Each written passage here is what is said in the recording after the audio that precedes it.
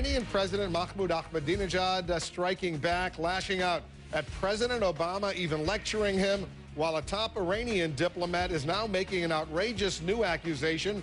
He's blaming the United States government for a killing that truly shocked the world. Also, a wave of suicide bombings kills more than 150 people just since the weekend, all only days before U.S. troops are scheduled to pull out of Iraqi cities. We'll go live to Baghdad. CNN's Michael Ware is all over the story. And the death of an icon. Farrah Fawcett loses her long and very public battle with cancer at the age of 62. I'm Wolf Blitzer. You're in the Situation Room.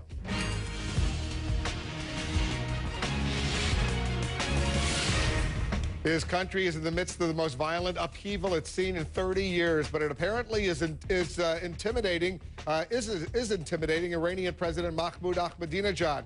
He's lecturing the President of the United States, Barack Obama, telling him to stop interfering in Iran's affairs and warning he's acting more like his predecessor, George W. Bush, than an agent for change. Listen to the Iranian president and the White House response. Don't repeat a burned out and defeated experience. Why do you speak so rudely with a great nation? You have gotten it all wrong. Well, we would like to think that you are slowly gaining experience. You are still experimenting. Correct yourself. We don't want to see the big fiasco of the Bush administration repeated in the new U.S. era. I've said, and the President have said for more than a week and a half now, that there are people in Iran who want to make this not about a debate among Iranians in Iran, but about the West and the United States. And I would add President Ahmadinejad to that list of people trying to make this about the United States. Let's bring in our chief national correspondent, John King, the host of State of the Union, which airs Sunday mornings. All right, it's getting personal a little bit between the president of Iran and the President of the United States. And if you call people inside the National Security Council, to the many think tanks, foreign policy think tanks around town, they boil this down this way, Wolf. They think, number one, President Ahmadinejad clearly thinks it helps him internally to try to stir up, at least portray, that he's having a debate, a discussion with the White House. He also believes, most of the analysts believe that President Ahmadinejad has also reached the conclusion that continuing this back and forth and forcing the White House to respond is perhaps not helpful to President Obama here at home, because as you know, the political debate here has been quite mixed about whether the president has been strong and forceful enough, or why it took him so many days to get more forceful in his remarks. In fact, just today, Senators McCain, Graham, and Lieberman came out and said the administration needs to do more in trying to, A, get communications, radio broadcast, TV broadcast, internet broadcast into Iran, and help the people in Iran get access to internet technology and the like. So clearly, if you talk inside the White House and to anyone around town, they believe that Ahmadinejad sees it as in his interest to keep this debate going. Because, you know, some have suggested that the President of the United States, Barack Hussein Obama, is very popular in the Muslim world, in the Arab world, and very popular even in Iran. And for the President of Iran to get into this kind of tit-for-tat with the President of the United States may undermine Ahmadinejad. It could undermine Ahmadinejad in the long run, but they believe that he has made a calculation that he is going to be, he is staying in power, that the Supreme Leader is with him, and that he is going back to what has worked for him in the past. He did this during the Bush administration. He liked to stir up direct conflicts with the United States, and there are those who say there's obviously some leadership struggle, some debate at the highest level within Iran, but President Ahmadinejad has decided to go back to the playbook that he has used consistently, poke the United States, try to generate a response. That's worked in the past. We'll see if it works this time. Certainly John, will. Thanks so much. Meanwhile, one Middle East expert says what we're seeing unfold in Iran isn't just a government crackdown, but an actual coup by the country's elite Revolutionary Guard. Listen to this exchange between CNN's Fareed Zakaria and former CIA officer Robert Baer. Do you think it's pretty clear that the government has the ability to really consolidate power and crack down on this? Fareed, I'm quite sure there's been a military coup d'etat by the Islamic Revolutionary Guard Corps in Tehran. They've taken over. And the fact that the Basij came out so quickly, they could have only done that on orders from the IRGC. The fact that Ahmadinejad's a former IRGC officer, he's the backing of senior officers. I think what we've seen is a military coup against the old clerical establishment. Wow, tough words there. Let's bring in Fareed Zakaria to join us now. Fareed, what do you think? You're an authority on this subject. I think that Bob Baer is onto something. I'm not sure I would use the word coup, as strongly, but there is no question that what we're witnessing in Iran is the displacement of the old clerical establishment and the rise to power of some new clerics, but mostly a group of people who have much closer ties to the military, to the intelligence organizations, to the police and to the Basij. So what you're seeing is a kind of consolidation of a pure military dictatorship, losing the trappings of the Islam and the ideology as much. And by the way, this is very much part of Ahmadinejad's strategy when he is now attacking America. It is an attempt to consolidate power and move beyond the debate about what's going on in Iran. Can millions of Iranians, especially young people, women, intellectuals, university students, can they, though, be brutally suppressed given what's happened over these past few weeks? Unfortunately, the answer is probably yes. Usually the people with guns and money win in the short run. And the Iranian regime has lots of guns and lots of money because of the oil. There is, however, a huge ideological crack in the regime. And that ideological crack is very, very important, and it may be fatal in the long run. But what the regime now has to try to do is to use brute force to win in the short run and to try to drum up a new ideology. That's why Ahmadinejad is trying to pick on America. That's why he's accusing us of interfering. And by the way, that is precisely why President Obama has been very wise in trying to be a little bit cautious, stay out of this fight, not get entangled into it. It powerfully helps Ahmadinejad to be able to turn this into a U.S. versus Iran tit for tat. Look at what's happening right now. We've stopped talking about Mousavi, and we're talking about Obama and Ahmadinejad. That's exactly what Ahmadinejad wants. One of your reporters, Fareed, from Newsweek magazine, has been picked up, arrested, or I don't know if anyone's been in touch with him, but give us the latest. Tell us what's going on, because I know you're working as hard as you can and your colleagues are to get him out. It's a very troubling situation, Wolf. He's one of 23, at least, journalists who've been picked up, arrested without any charges. And what is most troubling about it is this is a guy who has been accredited in Iran, in the Islamic Republic of Iran, under their laws for 10 years. He's a very distinguished journalist. He's been a Newsweek correspondent for 10 years, very distinguished documentary filmmaker. He's won many awards in Iran and outside. And there seems to be no procedure that was followed. So what we're hoping and what we have appealed for is that the regime, the Islamic Republic of Iran, follow its own laws, it has procedures in this matter. We think he is entirely innocent, and we believe and we have some hope that perhaps he will be released when they see that he is in fact very balanced, very nuanced, very professional. Have you been able to hear from him? Have you been in touch with him at all? Some of this is somewhat sensitive, Wolf, and I don't want to say anything that will get him into trouble. We're trying very hard to get him out. Well, good luck, Fareed. We wish him and all of our journalistic colleagues, everyone in Iran for that matter, we wish them only the best. This is a momentous occasion in the history of that country right now, and we're watching history unfold. Fareed, thanks very much. And Fareed, as all of you know, he'll be covering all the latest developments in Iran. He'll be talking about it one-on-one with the former British Prime Minister Tony Blair. This Sunday, Fareed Zakaria, GPS, airs on CNN at 1 p.m. Eastern, and it airs again at 5 p.m. Eastern every Sunday only here on CNN. Let's go to Jack Cafferty right now for the Cafferty File. Jack. It's a pretty good show, too. It's an excellent show. Yeah, one of the more intelligent offerings on, particularly on weekend television. Despite doing one of those read my lips deals during the presidential campaign, President Obama might at the end of the day be left with no choice if he wants to get health care reform through Congress. Senate Finance Committee Chairman Max Baucus says his committee has put together a health care reform bill that costs less than $1 trillion. Gee, less than $1 trillion, but probably pretty close. So who's going to foot the bill? Well, guess. Baucus told CNN taxing health care benefits in some form will be one way that the reform can be funded. President Obama, as you may recall, campaigned against taxing health care benefits in his run for the White House last year. Now, though, he reportedly is not ruling it out as a way to pay for one of the top priorities of his administration. Isn't it interesting, once they get in, they forget about some of those things they said they wouldn't do, like raise taxes. The staggering cost and an absence of a way to pay for it are among the main reasons that health care reform is suddenly in trouble on Capitol Hill. The president told ABC's Good Morning America, quoting here, "I have identified the ways I think we should finance this. I think Congress should adopt them. I'm going to wait and see what ideas ultimately they come up with." Well, he might be left with no other choice if he wants health care reform. Here's the question. Will President Obama be forced at the end of the day to raise taxes on health care benefits in order to pay for health care reform? Go to CNN.com/Cafferty File and post a comment on my blog.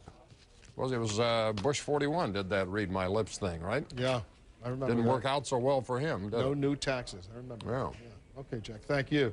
Sure. A top Iranian diplomat is now saying the CIA may have killed Nida, that young 26-year-old Iranian woman whose slaying shocked the world. My exclusive interview with the Iranian diplomat and his outrageous claim.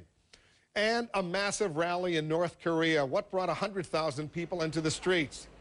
And a little bit of Hawaii over at the White House. The first family hosts a luau.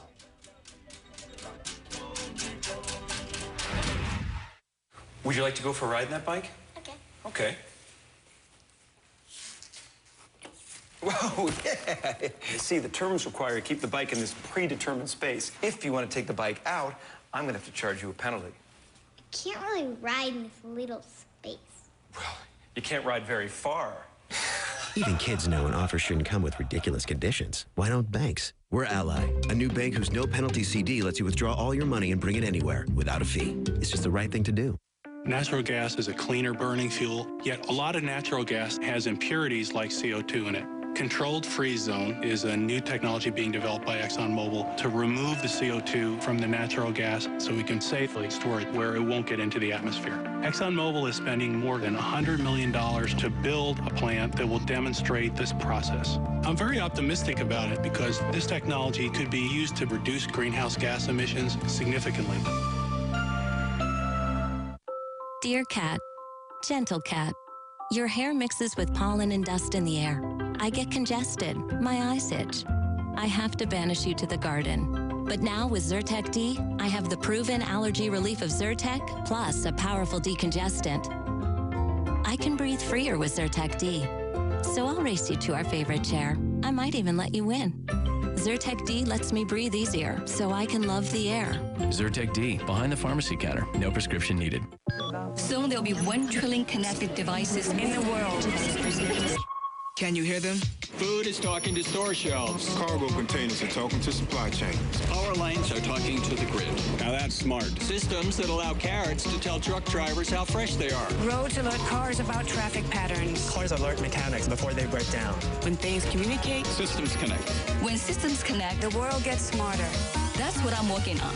I'm an IBMer. Let's build a smarter planet. When the light comes on, just come in. This week, Manny, Mo, and Jack bring you the Pep Boys Tire Celebration. Buy 1 tire for as low as $24.99. Buy any 2 tires, get a free oil change. Buy any 3 tires and get the 4th tire free. Through Sunday, get a Pennzoil do-it-yourself oil change, just $9.99. When the light comes on, just come in. Pep Boys does everything for less. Call 1-800-PEP-BOYS or visit pepboys.com. A senior North Korean official is warning of, quote, an annihilating blow in response to any sanctions or provocations by the United States. This as anti-American sentiment intensifies in the communist country. An estimated 100,000 North Koreans packed Pyongyang's main square today for a rally against the United States, spurred on by the regime's threat of what it calls a fire shower of nuclear retaliation. In the China Sea, an American destroyer continues to shadow a North Korean freighter suspected of carrying banned materials.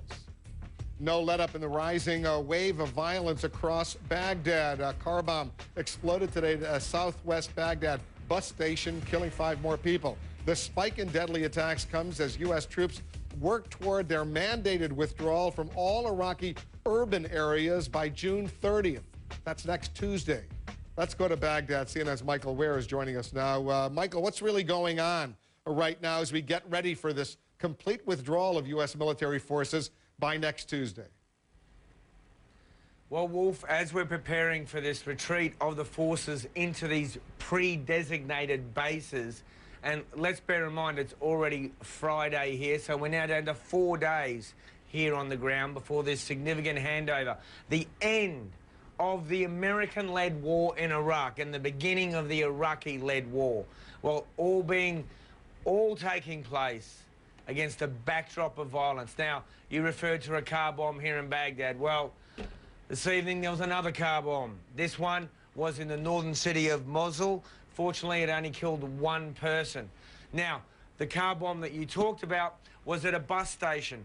Just 6-7 hours before that one detonated, another bomb detonated in the same place, just meters away.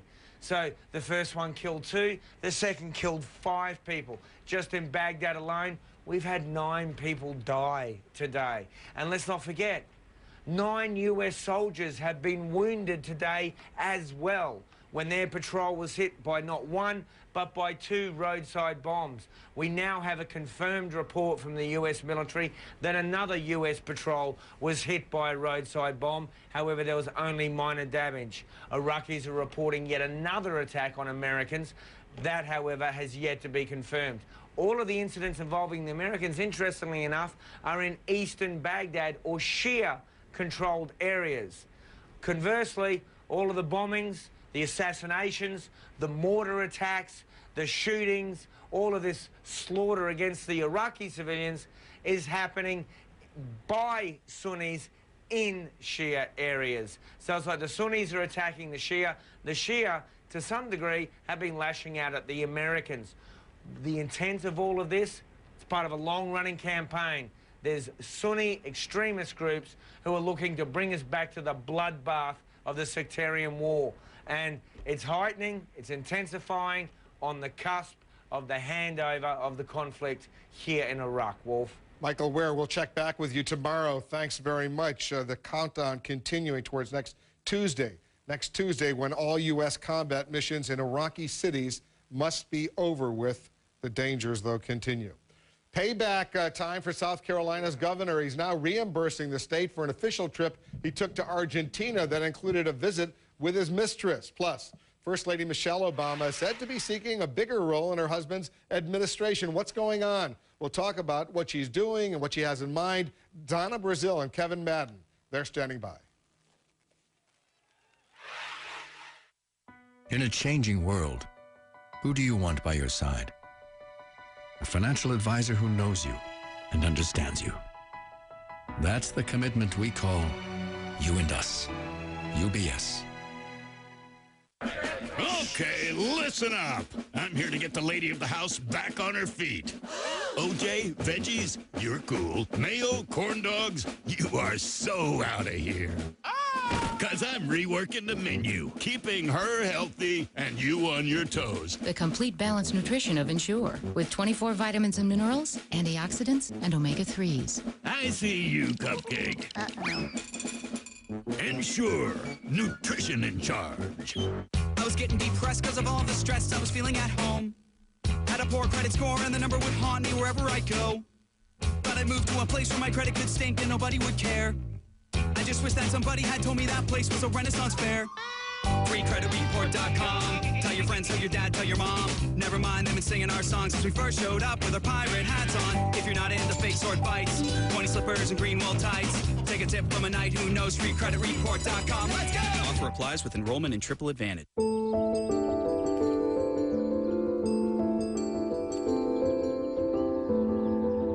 Now the colors of life can last a lifetime.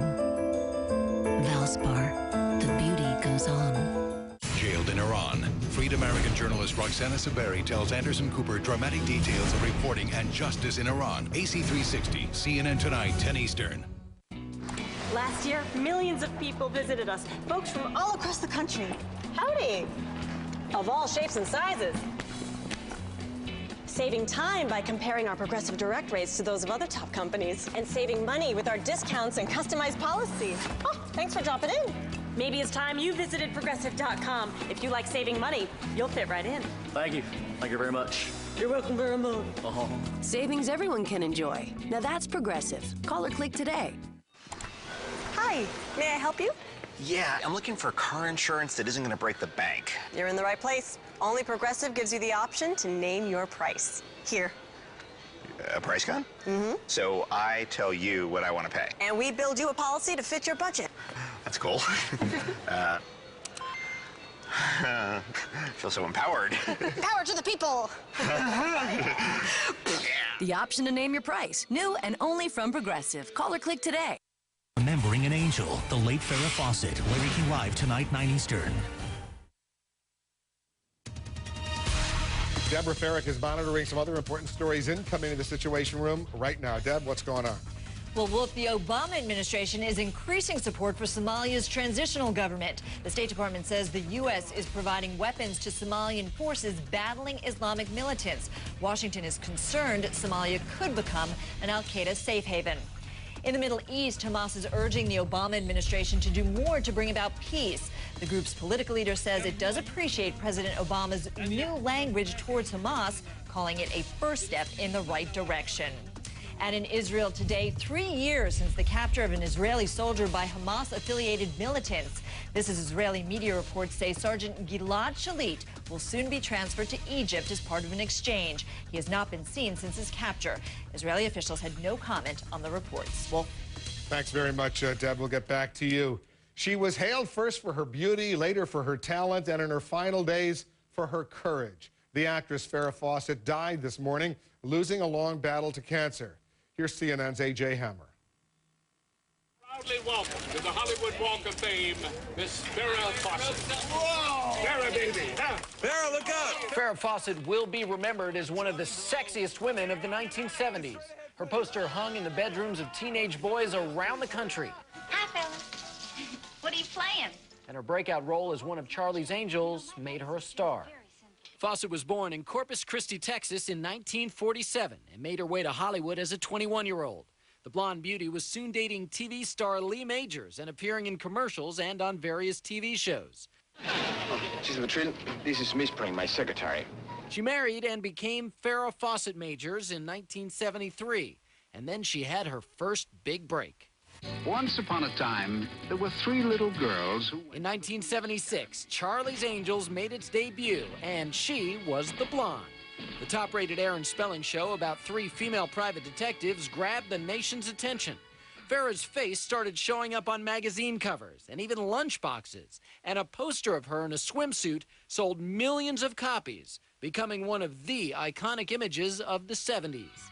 Then, just as suddenly as her rise to fame, she made a stunning choice, deciding to leave the Angels after just 1 season to focus on a movie career. Her popularity immediately went on the wane. We need him, Victor! The next few years saw several forgettable movies, like Logan's Run in 1976. She got better box office with Cannonball Run in 1981. The following year, she and Lee Majors divorced.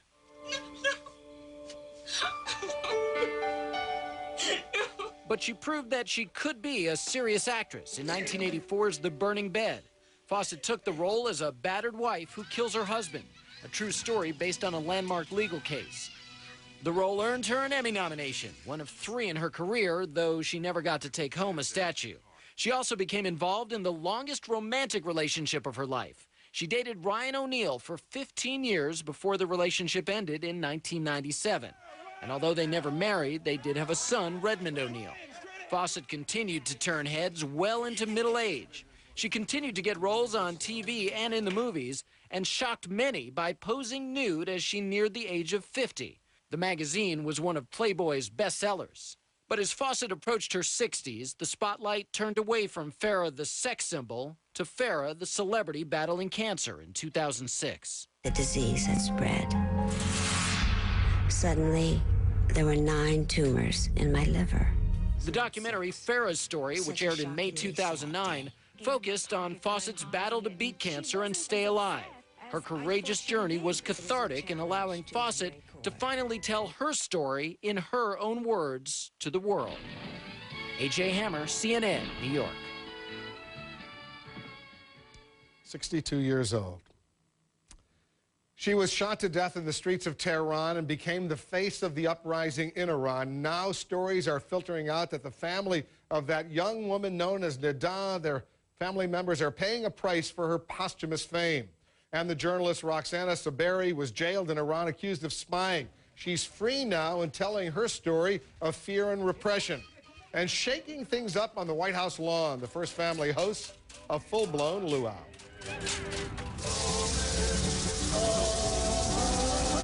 Bill, a pipe's burst. Water's everywhere. Did you turn the water off? Sure, but who do we call? When fire or water damage strikes, call the cleanup team insurance agents recommend at 1-800-SERVPRO. The experience to make it like it never even happened.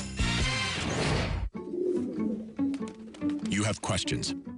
Who can give you the financial advice you need? Where will you find the stability and resources to keep you ahead of this rapidly evolving world? These are tough questions. That's why we brought together two of the most powerful names in the industry. Introducing Morgan Stanley Smith Barney. Here to rethink wealth management. Here to answer your questions. Morgan Stanley Smith Barney, a new wealth management firm with over 130 years of experience. Right now at our designer sale, you'll find our lowest prices ever on designer suits and non-iron dress shirts, as well as great deals on designer sport coats. You're gonna like the way you look, I guarantee it. The fact that there was so much debate over what was in Black in America, to me, signaled that we need a part two. Black in America 2, July 22nd and 23rd on CNN. Sponsored by McDonald's. Where is Kilimanjaro? Where is the Spice Island of Zanzibar? Where is the greatest migration of animals in the world? Where can you find a volcanic crater teeming with wildlife? Where did our ancestors first walk the earth? Tanzania, the land of Kilimanjaro, Zanzibar, and the Serengeti. Are you paying too much for your auto insurance? At 21st Century Auto Insurance, we're digging deeper to save you more. Allstate and Progressive drivers who switched to 21st Century saved an average of $424. Even drivers who switched from Geico save an average of $331. And some drivers save more. How much more? Let's just say even we're surprised by the savings. Lenora saved over $1,200. Call 1-888-422-6589 or go online for a quick and easy quote. Drivers who switch love their coverage, too. One former Geico customer wrote, "I got better coverage for half the price." And former Allstate customer Mark Labastre told us, "Thanks for helping me save a lot of money." No problem, Mark. Over the past 5 years, we've helped our customers save $243 million. Now that's digging deeper to save you more. Call 1-888-422-6589 and see how much you can save. 21st Century Insurance. Savings. Just right, just for you. This is CNN Breaking News. We're getting some breaking news coming into the situation right now from about Michael Jackson, the king of pop, who's 50 years old. Let's go to Deborah Farrick. She's working the story for us. What are we picking up, Deb? Well, here's what we can tell you. This is what's being reported by KTLA. Apparently, Michael Jackson suffered cardiac arrest this afternoon. He was rushed to UCLA Medical Center. Paramedics responded to a 911 call at his home at about 12:25 Los Angeles time. According to KTLA, he was not breathing when the paramedics arrived. They did perform CPR. He was taken to UCLA Medical Center. That's what we have on you so far. We do not know what his condition is. That was confirmed by KTLA, who spoke to the fire department captain who was there on the scene. We'll check his condition at the hospital and get back to this story. Michael Jackson hospitalized in Los Angeles right now. And to our viewers, you're in the Situation Room happening now. Shocking claims from Iran's ambassador to Mexico. You're going to hear what he's now telling CNN about the shooting death of a young woman in Tehran that was seen around the world. Uncertainty over Governor Mark Sanford's political future should the South Carolina Republican step down as the scandal grows over his infidelity. And CNN's crews in Iran just back. You're going to hear their firsthand account of the violent election protests that went on. I'm Wolf Blitzer. You're in the Situation Room.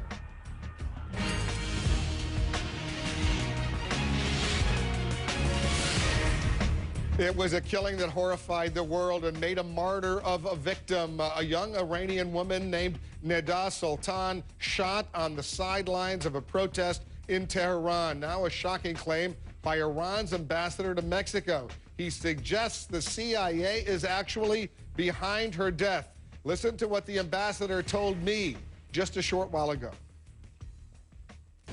Are you seriously accusing the CIA of killing Neda?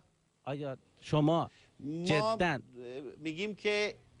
we say that the bullet that we found in her head was not the bullet that you could find in Iran. These are the bullets that the CIA and terrorist groups use. Of course, they want that there would be a bloodshed in these demonstrations, and then they could attribute that to the Islamic Republic. This is part of the common acts of CIA in various countries. And we just received the CIA response to the ambassador's allegation, an agency spokesman saying any suggestion that the CIA was responsible for the death of this young woman is wrong, absurd, and offensive. And now there's a report that the Iranian government has forced Neda's family from their home in Tehran. Senior editor of Mideast Affairs for CNN, Octavia Nasser, has been looking into that. Octavia, what are you finding out? Wolf, the world continues to remember and honor Neda Sultan, the woman who has become the symbol of Iran's opposition movement. And now official Iranian media have something to say about her as well. Whether Neda Sultan's family was asked to leave their home, as this news report alleges, is yet to be confirmed. It is confirmed, however, that Iranian authorities did not allow mourners to hold a memorial for her and bury her as a martyr. The news has spread like wildfire on the internet through social networking sites and got people talking about Neda and her family across the world. Neda Sultan, whose last moments of life and death were captured on tape, has captured the hearts of people across the globe. They continue to mourn and honor her death in big and small ways. In the U.S., Neda mourners have erected modest memorials in her honor and offered them to the world through video sharing sites. In Kabul, Afghanistan, an oversized billboard shows her bloodied face and reads, quote, "You were martyred so others can live free." On Iranian TV, no mention of Neda's family or response to claims that they were removed from their home and forbidden from showing signs of mourning. But one Iranian state channel denied allegations that police or Basij were behind the killing and said they started an investigation, while another station offered a conspiracy scenario. We have reason to believe that people on the scene were expecting the killing to take place. They filmed her from various angles, including the scene where she was shot, then handed it to foreign media and the enemies of the Islamic Republic. And Wolf, so many rumors around the circumstances of Neda Sultan's death. So much blame is going around, but no official word about her family or their well-being. Thanks very much, Octavia. We'll stay on top of this story for our viewers. This is CNN Breaking News. All right, let's get back to the breaking news. We're following Michael Jackson, the king of pop. We're told by our affiliates in Los Angeles, has been rushed to a local hospital suffering from cardiac arrest. 50 years old, about to be 51 years old. Let's get the latest from Steve Ruta with the LA Fire Department. Captain, what are you hearing? What can you report? Mike, what we can report here from Los Angeles is that at 12:21 this afternoon, the Los Angeles 911 operators took a call in regards to a need for a medical emergency at the 100 block of Candlewood Drive, which is in West Los Angeles. We sent a full alarm assignment, which is 2 paramedics, a full engine company, and a medical doc captain to that scene to treat the person that called for 911. When the paramedics got on scene, they treated the patient and then immediately transported the patient to a UCLA. Captain, was he breathing? What was his condition? Well, we really can't talk about that due to the HIPAA laws that were required to keep the confidentiality of the patient and also the patient's condition private. So you can understand that our concern is for the patient and a quick response by paramedics and a quick response to the hospital was what the order of our response was this afternoon. And, of course, we're grateful to you for that. But can you respond to these reports we're getting from our affiliates that he had a heart attack or cardiac arrest? You know, not being on the scene and not being able to know exactly what it was and how it was being treated and what we're allowed to say based on the confidentiality of our patient's condition, I am not able to say. Could you tell us how long it took to get from the house to the hospital? We were on scene. We received the call at 12:21. About 10 minutes after 1 o'clock, we were at UCLA Hospital. So it took about 10 minutes to get from the house to the hospital? Approximately, yes, sir. Approximately, and then you dropped him off at the hosptal. Now he's in the care of doctors at the hospital. Right, that transfer of care goes from the firefighter paramedics into the ambulance. Extreme care was given to that patient all the way to UCLA, and once at UCLA, we transferred that care from the paramedics of the Los Angeles Fire Department to the doctors and the nurses at UCLA. Well, we're grateful to you for that information, Captain. Thanks very much for sharing it with us. Ted Rollins is in Los Angeles. Ted, what are you picking up? Well, the same things that the captain just said, Wolf, that Michael Jackson was the patient on this 911 call, and that they picked him up and they took him to the UCLA Medical Center, which is not too far from where he has been staying. You remember he had announced this new tour that he was going to originally begin in July of this year. They had to postpone it for a year. So Jackson has been working, according to his representatives, on this performance. 50 sold-out concerts in Los Angeles. He's been looking at different dancers and according to his representatives, working very hard at preparing himself physically and mentally, I guess, to get this show to be perfect. That was what they said. They delayed it because they wanted a perfect show, and Michael Jackson wanted this show for his fans to be perfect, so they pushed it back a year. So that's what he's been doing. He moved, of course, from Bahrain in 2006 back to the United States, first to Las Vegas, and then most recently in May here to Los Angeles, where he has been working on this act. Of course, Jackson has had a very long time since his days of fame with Thriller, etc., a long time battling the public image that he has had, from dangling the baby in London to the child molestation charges he faced. Of course, he was found not guilty of those charges in 2005 in Santa Barbara County, but since then he has been kept pretty much to himself, first moving to Bahrain, but more recently, starting in May, when he came back to Los Angeles, he was getting out there a little bit more, and he was sort of whetting people's appetite for this big comeback that was supposed to start basically a year from next month in England, with these 50 sold-out concerts. His album Thriller, as all of our viewers know, is the worldwide best-selling album of all time, selling more than 50 million copies. And as you noted, back on June 13, 2005, he was acquitted of child molestation charges, found not guilty on all 10 counts against him. He then left the United States, went over to Bahrain, as you point out, but recently he's been living in Los Angeles, getting ready for these concerts, which I'm sure were going to be widely attended. Absolutely. You saw the lines outside the ticket purchasing area in London.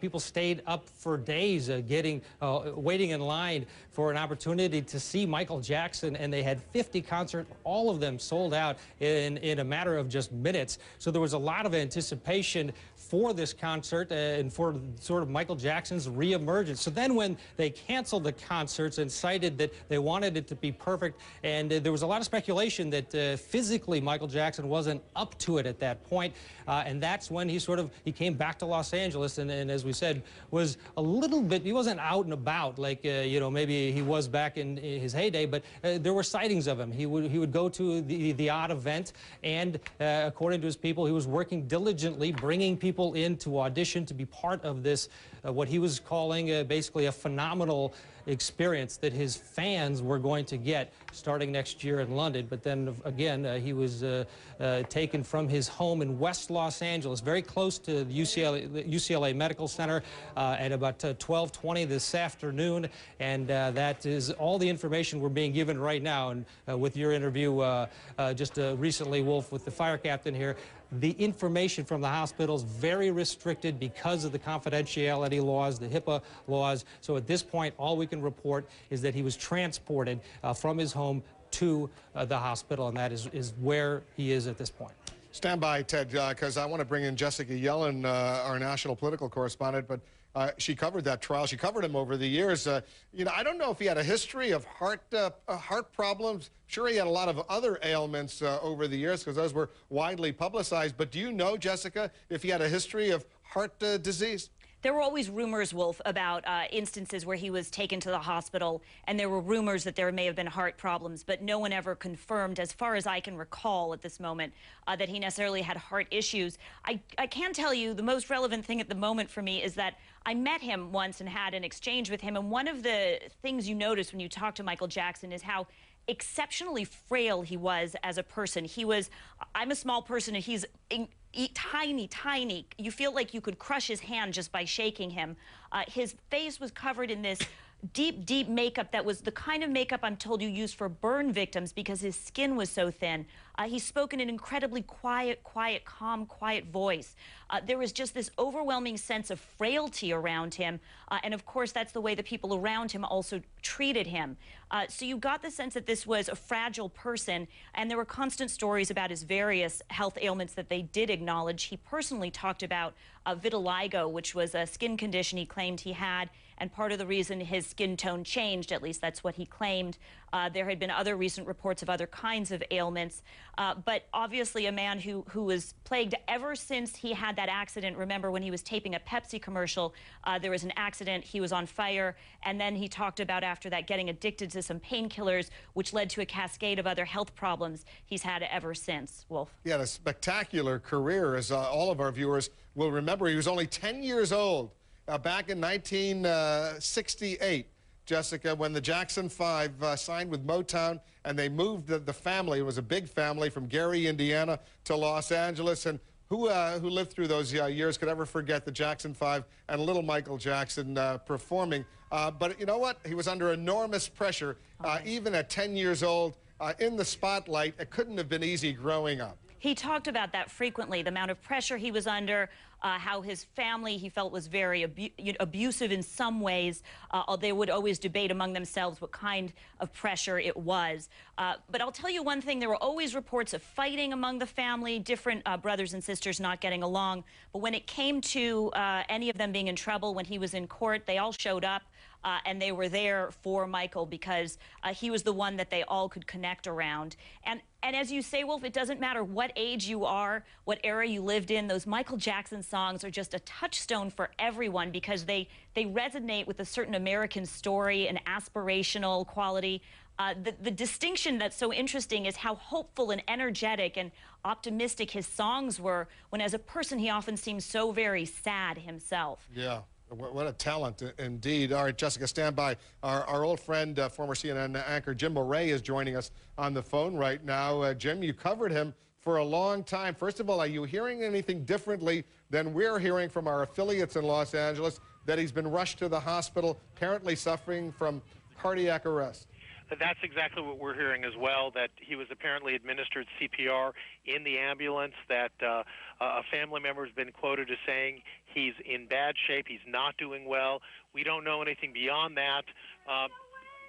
But clearly this is a story that's developing so rapidly, Wolf, and on a day when Farrah Fawcett's passed away and we have so many resources already committed to that, it's almost hard to believe. You know, when covering his trial, his criminal trial up in Santa Maria, he went to the hospital a couple of times, and at first we were suspecting that this was simply because he was trying to get out of a contract. He has a flair for the dramatic. We've seen him go to the hospital a number of times. You remember that famous incident where he showed up in court in pajamas. But Michael Jackson, aside from being an extraordinarily talented individual, has also been a troubled individual, and he's had a tremendous amount of health-related problems over the last few years.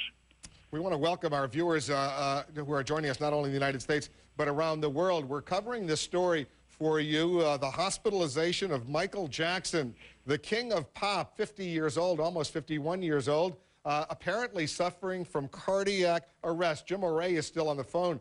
He's joining us. He's covered Michael Jackson for many years. Almost a tragic story. Such a talent who's gone through so much and has suffered so much pain in the process, Jim. Wolf, you know, no matter what whenever you talk about Michael Jackson, in addition to his hits and his tens of millions of albums sold, you also talk about the allegations of child molestation, about the one settlement that was reached reportedly for $25 million, about the criminal trial that then ended in an acquittal. So you really talk about two different Michael Jacksons, Jackson the artist and then Jackson the person, and the person often seemed reclusive, sad. He should, by all accounts, be worth $1 billion, but all we've been reporting in the last few years are his tremendous money problems. So there really are two Michael Jacksons. He was twice married to Debbie Rowe back between 96 and 99, earlier to Lisa Marie Presley from 94 to 96, and has three children, Paris Michael Catherine, born in 1998, Prince Michael Jr., born in 1997, and more recently, 2002, Prince Michael II, a.k.a. also known as Blanket, with an anonymous surrogate. That's the family life that he's had in recent years, but, you know, the whole troubled experience growing up, part of the Jackson 5, Jim O'Rea, you know, going way back, that incredible talent that the Jackson 5 had, and eventually Michael Jackson becoming a superstar in his own right. Really an amazing story. It's an amazing story, but, Wolf, to be honest, it's also a tragic story, because in addition to all of this talent, you see a life that has been marred by so much sadness and tragedy and turmoil, so that when you write Michael Jackson's story, it's not a happy story. What's the latest, though? He was, Ted Rollins was telling us, getting ready for a series of concerts in Los Angeles and elsewhere, rehearsing, gaining strength. What have you been hearing about him much more recently in recent weeks and months? Well, you know, we've heard about these attempts at comebacks for the last 5 or so years. Even before the trial up in Santa Maria about 4 or 5 years ago, he was on what was, you know, believed to be a comeback, and we saw that they fizzled out. And I was always skeptical about this latest comeback, but frankly, as a Jackson fan myself, and it's hard to find people who aren't Jackson fans, you know, we'd always been hopeful that he could come back and resurrect his career, if not in the United States, then certainly abroad, where he's still a huge draw. I've not heard any concrete plans for specific concerts, because, to be honest with you, every time we'd hear one concert date set, it wouldn't be too long until we'd hear that the date was either changed or canceled. So I've always been of the wait-and-see attitude when it comes to his comebacks. Did you ever see him in concert, Jim? I'm just thinking back. I saw the Jackson 5. We actually went to the same junior high school, believe it or not, and I remember as a child looking at him, who was a couple of years younger, thinking, wow, that's, you know, it's hard not to become in awe when you see him, but I've never seen him, you know, as a solo artist in concert. Jim, we got a picture that we just got into CNN here in the Situation Room, and we'll show it to our viewers. There's the photo. The Los Angeles Fire Department truck, he was being wheeled in to the hospital there at UCLA Medical Center. That's the picture that just came in to the Situation Room. This is one of the premier hospitals in the Los Angeles area, isn't it? It is. It's an excellent medical facility. They have a tremendous emergency room. And frankly, it's the closest hospital to his home. He was picked up in the Holmby Hills. I would guesstimate that UCLA Hospital is no more than a couple of miles away from where his home is. So if I were in trouble and I were in that area, that's exactly where I'd want to be taken. Because the fire captain told us it didn't take more than 10 minutes to get him from the house to the hospital, and then obviously he's undergoing whatever emergency treatment he's undergoing right now. We don't know. Jim, I want you to stand by. A.J. Hammer is joining us on the phone right now. What are you hearing, A.J.? Actually, you're not joining us on the phone. You're there on Vice. I'm right here, Wolf, yeah. The one thing we can tell you that he was taken to UCLA Medical Center. There is not a lot of information being dispensed at this time, Wolf. It's coming to us rather rapid fire, and we're trying to disseminate it as quickly as possible. But this is almost as big as it gets in the world of pop culture and celebrities passing away, and on such a day when we witnessed the death of Farrah Fawcett earlier today.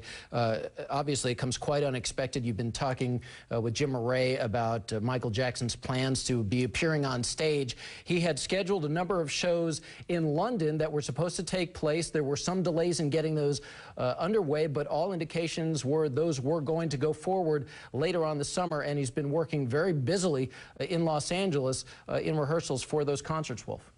And describe in the world of entertainment how huge Michael Jackson, despite the problems, despite the trial, despite all of that, how huge he is. Well, that's the point with Michael Jackson, is despite the fact that that was always a part of his story, at least for, you know, the last 15 or so years, he always transcended that part of the story. He was always still the king of pop. Nobody ever said you are no longer the king of pop because of your legal troubles, because of your financial difficulties. Michael Jackson, who started out as this child star that we all fell in love with decades and decades ago, managed to build this very strong career into adulthood. And yeah, as Jim Murray was saying a moment ago, we all waited for the comeback.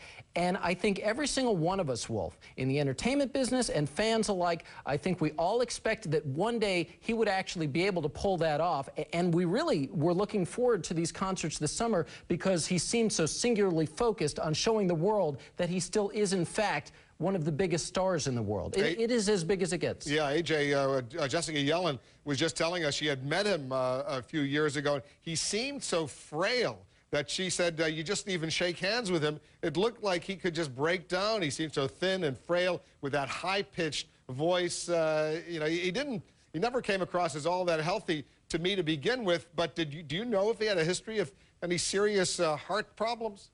That I can't tell you, Wolf. We have seen him deal with various heart ailments throughout the years. He admitted to a bout with painkillers several years ago in an infamous interview. I will tell you that when we saw him at his press conference announcing his big upcoming shows for the summer, I remember, and I remarked on Showbiz Tonight, that he seemed as vibrant and as healthy as we've seen him in public in a long, long time. He seemed to have a great deal of energy up on stage. He seemed very enthusiastic, and at no time did you look at him during that appearance and say, you know what, maybe he's not up for doing these concerts. I think they gave us all an indication that he was in a decent place, at least in terms of his health. All right, AJ, stand by for a moment. Jim Murray, if he's still on the phone, yes. Did you ever hear Jim Murray of any serious heart problems that he might have had? I'm just trying to think back. No, but he was taken to the hospital a couple of times during the criminal trial up in Northern California, and I don't recall them being specifically heart related, but they were stress related. So you know, Wolf, the situation is so fluid now.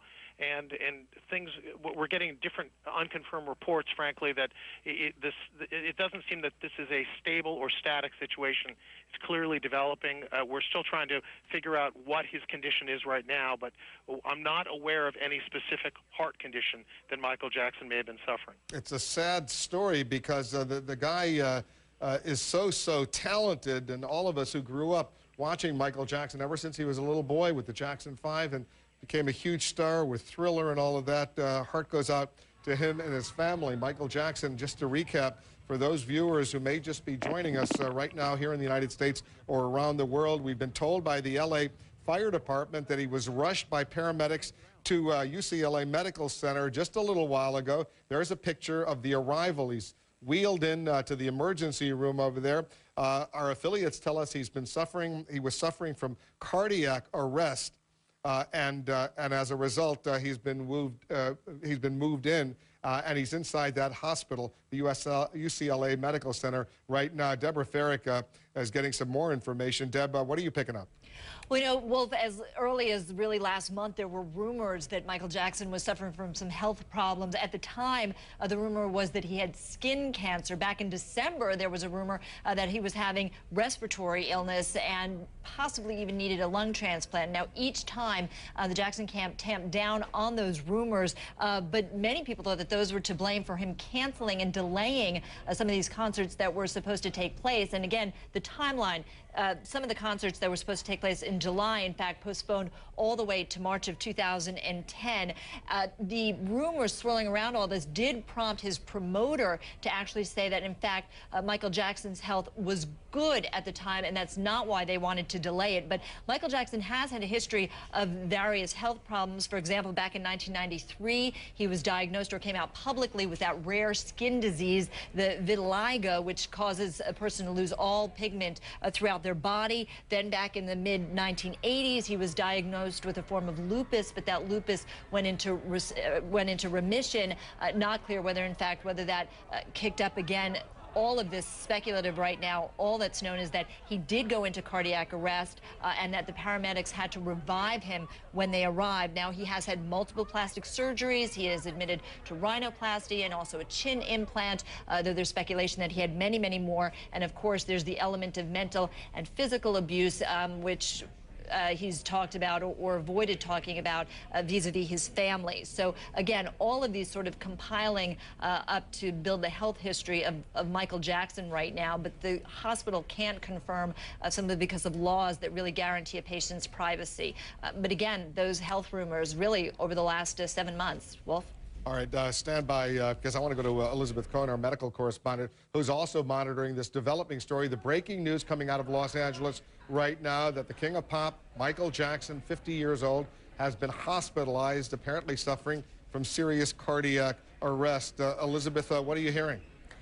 Wolf, I want to explain a little bit what cardiac arrest is, because sometimes people think it's a heart attack, and they are two different things. Cardiac arrest means simply that the heart has stopped functioning, and someone who has cardiac arrest needs immediate attention. I'm reading now from the website of the American Heart Association. They say few attempts at resuscitation succeed after 10 minutes. So resuscitation usually only works if someone gets it within 10 minutes. So, you know, we don't know how quickly he got help. But here at CNN, we were on the phone with Dr. Clyde Yancey, who is the incoming president of the American Heart Association. He said that, in fact, if someone doesn't get attention within 3 to 5 minutes of cardiac arrest, the outcomes are not good. The person often doesn't survive, or if they survive with sometimes terrible things like brain damage. Now, cardiac arrest, sometimes, you can see right here, those are clogged arteries. Sometimes that's what causes cardiac arrest. Other times it's an electrical abnormality. Other times it's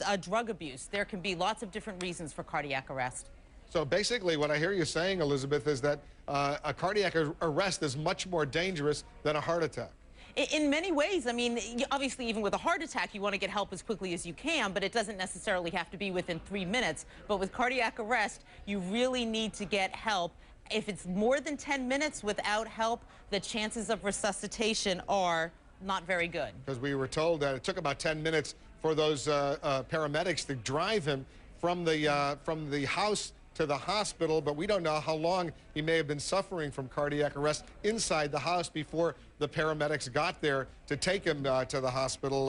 So you're pointing out that if it's more than 10 minutes, it doesn't necessarily bode all that well. Right. I'll read that sentence again because I think it's very telling from the American Heart Association. Few attempts at resuscitation succeed after 10 minutes. Now, we don't know how much time elapsed between the cardiac arrest and the paramedics arriving. Obviously, the paramedics could help him as well as the hospital. So we don't know the timing of this. And we know he's had all sorts of surgery, plastic surgery, all sorts of health problems over the years, and who knows what kind of medications he was taking over these many years, all of which could clearly contribute to heart disease.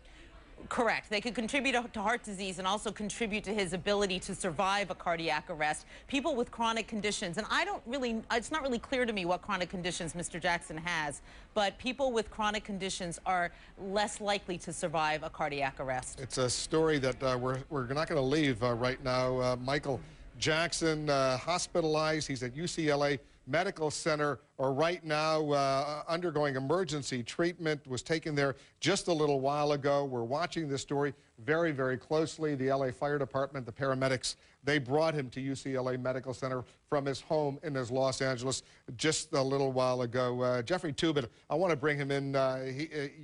You watched this case unfold in California when he was acquitted on child molestation charges. And you got to see him up close. And I wonder, as you see this breaking news development, Jeff, what you're thinking.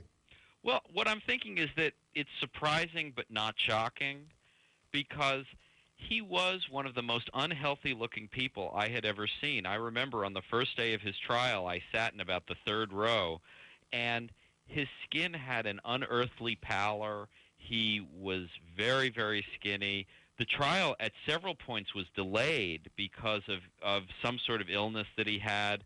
He was just a very sickly person, and it's tragic that someone at this age might suffer such a catastrophic event, but he was definitely a sickly person, and it's not perhaps all that surprising. And you can only imagine, Jeff, the pressure he was under right now, gearing up for a worldwide tour, a series of concerts, and if you've ever seen him perform, as all of us have, you know how energetic and talented he is, the pressure he must have been under, the stress